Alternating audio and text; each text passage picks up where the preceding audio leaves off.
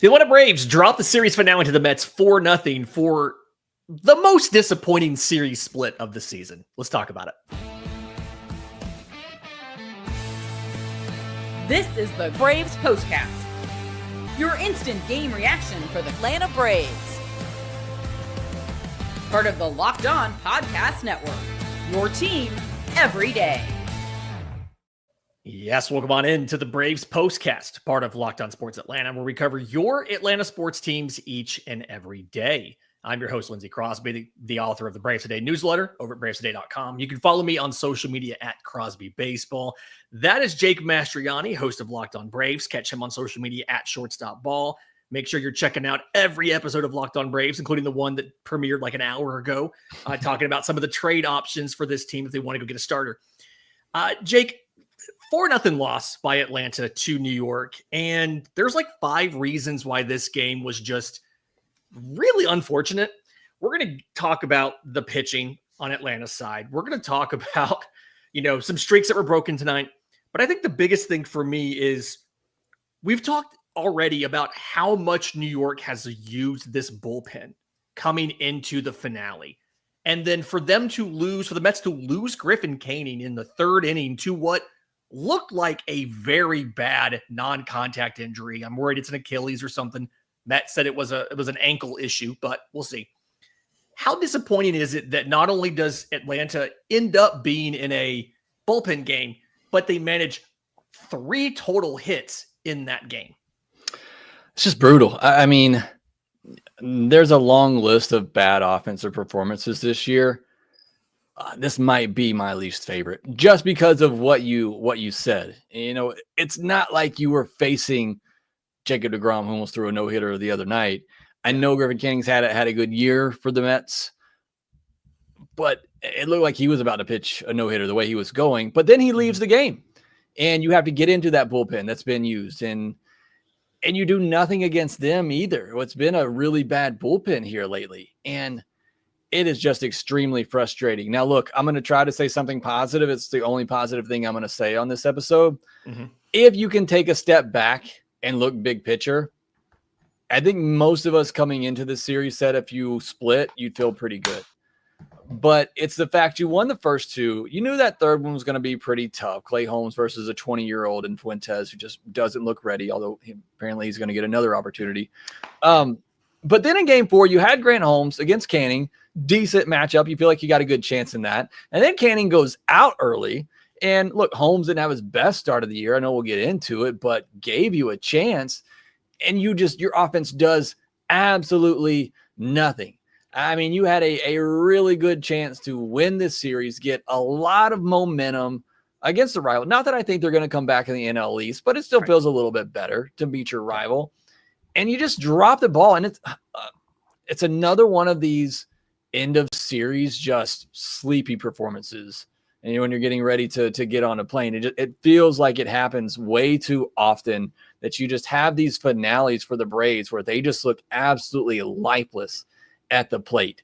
And this was one of the more frustrating games to watch just because it felt like you had a real opportunity here if your offense just showed a little bit, but they didn't show anything. Yeah, I mean, 3 hits. If I have this correct, and I have to check real quick, I believe they were all singles. And it's just, Eli White gets 1, Marcell Ozuna gets 1, Matt Olson gets 1. Ronald Acuna Jr.'s streak of getting on base twice in every game for like the last however many, that streak breaks. And it's not just that you only get 3 hits in the game.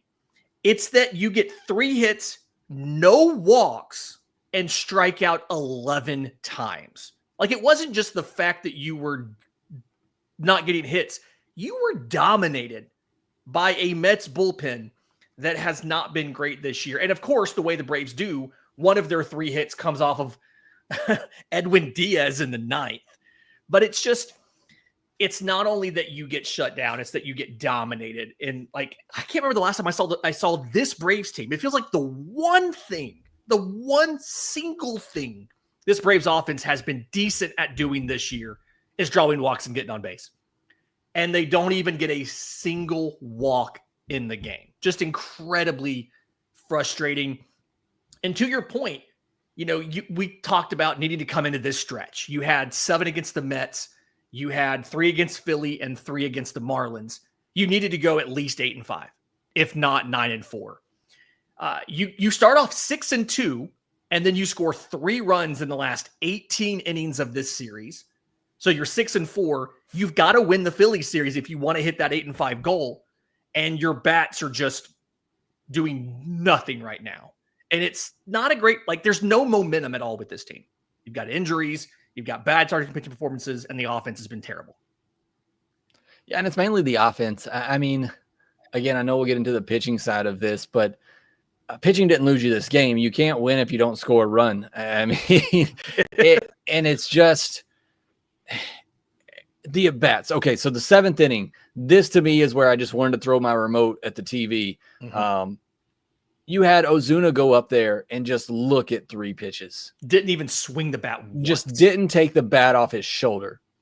And then you have Riley come up there. And what's always plagued Riley, it's that slider down and away. And you look at the pitches thrown. It was all sliders but one, all down and away.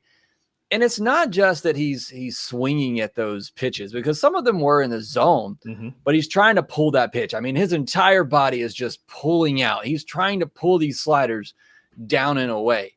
And look, he's got the power. If it's left middle of the zone, yeah, you can pull that slider and do damage with it. But all of these are well located down and away, but he's just pulling out on all of them, trying to hit a solo home run while you're down.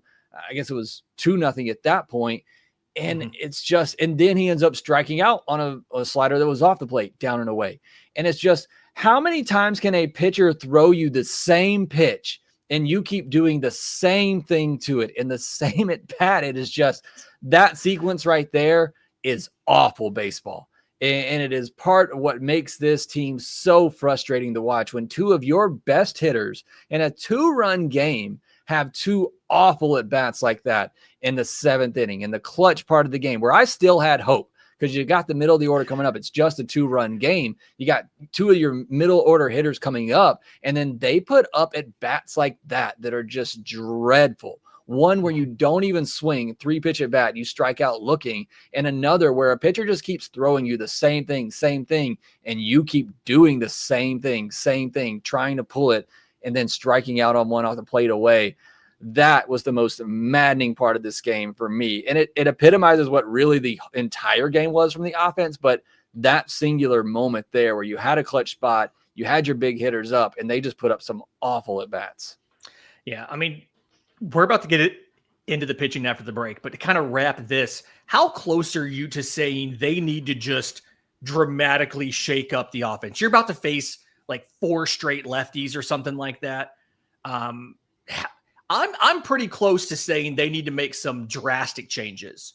I mean, it might be, heck, you might bat Jurickson Profar leadoff when he comes back next week. Just move everybody around, something completely different, to see if you can shake something out of this team, because the offense, it's hard to justify anybody being in the spots that they're in and saying, yeah, you've earned the right to stay there, other than maybe Ronald Acuna Jr. at leadoff, because nobody's doing anything.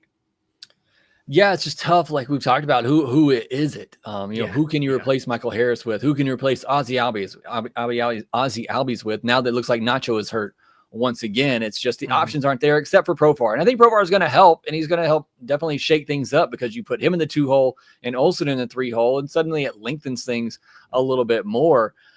But there's not a ton of great options. So yeah, I would love for them to shake things up, give some other guys chances, give Eli White some everyday opportunities. He had a hit in this game at least. Yep. I mean, do some different things. Give some other players a chance. Give Michael Harris a day off here and there. Let Eli White play second and give Ozzie a day off here or there. I mean, doing something to shake things up, to let those guys know what you're doing is just not good enough, and we need to win now. We can't wait for you to figure it out. That time is over. You got to be done waiting. Yeah. All right, let's get to the pitching in just a second. We'll do that next right here on the Braves Postcast. Get the supplies you need from the site made for the skilled trades, Supply House. Whether you're working on plumbing, HVAC, or electrical, Supply House is the reliable way for you to order products online.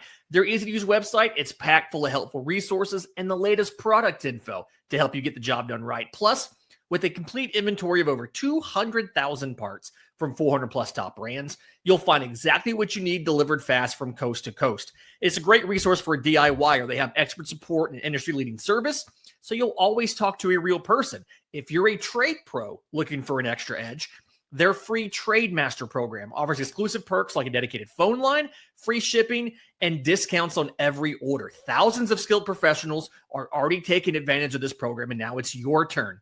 Join the Trade Master program at supplyhouse.com/TM.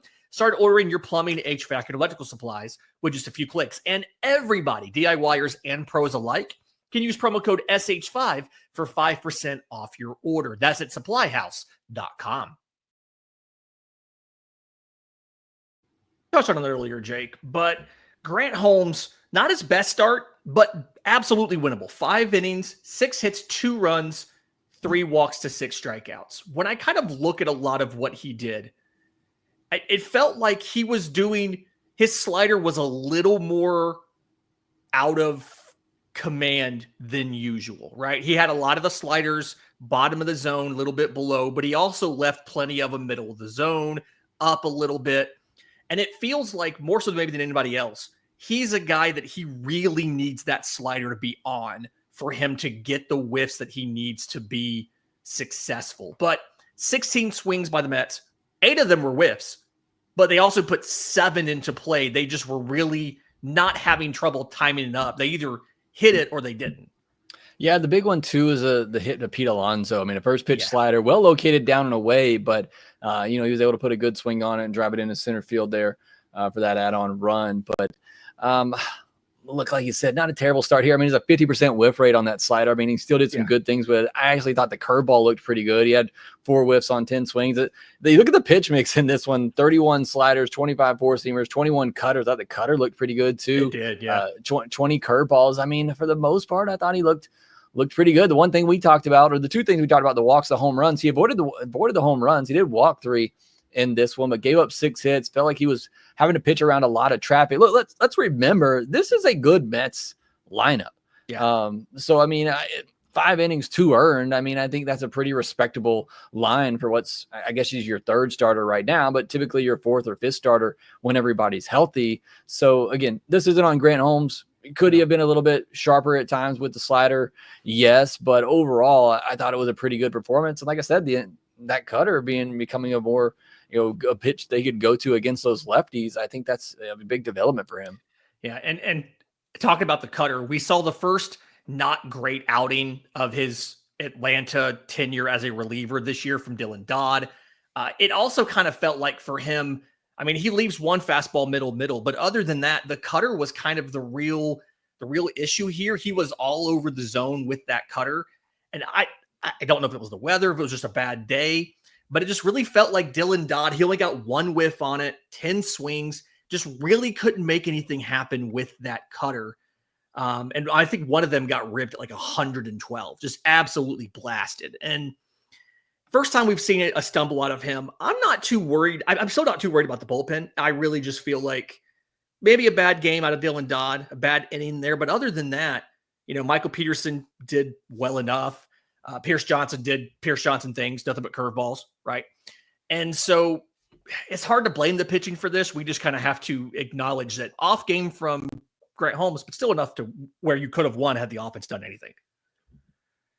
Yeah, and the Dylan Dodd thing, I mean, those cutters were pretty well located, except for the one maybe to Pete Alonso, which is the one you're talking about that was hit 112. Yeah. I mean, the one to Soto was like perfectly placed inside. He's just a really good hitter. The one to Jeff McNeil was well located too. It was actually in off the plate a little bit, running away from the lefty there, but it was hit 72.6 miles per hour, so not hit hard there, just some tough luck. So yeah, not worrying about Dylan Dodd. I still think he's going to continue to get some looks in the back end of that bullpen, but overall, like I said, not when the starting pitcher leaves in the 2nd, 3rd inning of this one, and you're going up against that bullpen, your offense has to win you that game, and they didn't win you the game.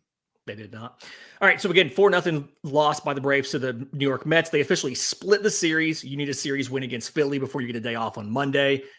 Pitching matchups, Mick Abel versus Bryce Elder on Friday. Jesus Luzardo versus Schwellenbach on Saturday. That's a Fox game, by the way, everybody. And Ranger Suarez versus Spencer Strider on Sunday. I know, Jake, you just talked about these pitching matchups on the most recent episode of Locked On Braves. So everybody make sure you go check that out. We will be back tomorrow, 7:15 game time in Truist Park for this Braves matchup. We'll be back with another episode of the Braves Postcast. I almost said MLB Game Night. I'm going to record that right now. Do us a favor. If you're listening on audio, leave us a 5-star review, Apple, Spotify, YouTube Music. If you're watching on YouTube, subscribe to both Locked On Braves, Locked On Sports Atlanta. The NBA draft just finished. Locked On Hawks is going to have a lot of content about the new players drafted by the Hawks. Obviously, we've got Jake talking about Braves. We've got Falcon stuff going on. So check out all of that. For Jake Mastroianni, I'm Lindsay Crosby. This has been the Braves Postcast.